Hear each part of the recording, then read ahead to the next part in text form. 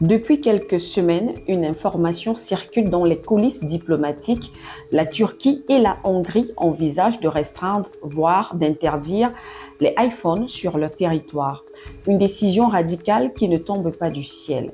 Elle suit effectivement une série d'alertes de la Chine, la Russie et l'Indonésie qui auraient détecté la présence d'un logiciel espion amovible attribué à une société israélienne. Et que l'on soit clair, ce n'est ni une rumeur gratuite, ni une théorie isolée. C'est le prolongement d'un schéma global.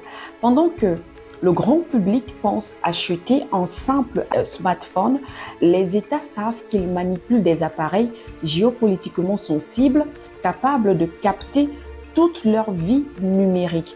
Et l'histoire récente, effectivement, l'a prouvé. Souvenez-vous en 2021 avec le scandale Pegasus qui a montré comment un spyware israélien pouvait infiltrer des iPhones et Android sans que l'utilisateur ne touche son écran. Des présidents, des journalistes, des opposants politiques ont été espionnés. En 2023, la Chine a interdit les iPhones dans plusieurs agences d'État pour prévenir l'ingérence étrangère. En 2024, la Russie a banni Apple des postes sensibles après avoir détecté des compromissions anormales. Même l'Indonésie a dénoncé la présence de modules suspects dans certains appareils importés. Aujourd'hui, la Turquie et la Hongrie vont donc plus loin parce qu'elles ont compris que l'enjeu n'est plus commercial, mais plutôt stratégique. Un smartphone peut écouter des réunions confidentielles. Le même smartphone peut suivre des déplacements sensibles. Il peut cartographier des réseaux politiques. Il peut aspirer des données diplomatiques, économiques et même militaires. Donc là, on touche même à la souveraineté des États.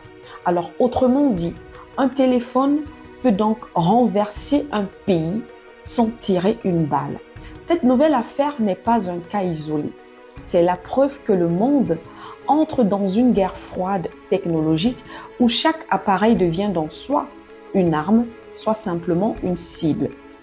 Eh bien, et l'Afrique dans tout ça? Nous utilisons des appareils que nous ne fabriquons pas, avec des logiciels que nous ne contrôlons pas, servis par des infrastructures qui ne nous appartiennent même pas. Dans ce contexte, parler donc de souveraineté sans souveraineté numérique, c'est donc une illusion. Le débat n'est donc pas de savoir si la Turquie ou encore la Hongrie exagère, si la question est vraie. Du moins, la vraie question est combien de temps encore est-ce que l'Afrique va confier ses vies, la vie de nos États et nos secrets aux technologies d'autres nations. Le monde est en train de se protéger, à nous maintenant de nous réveiller.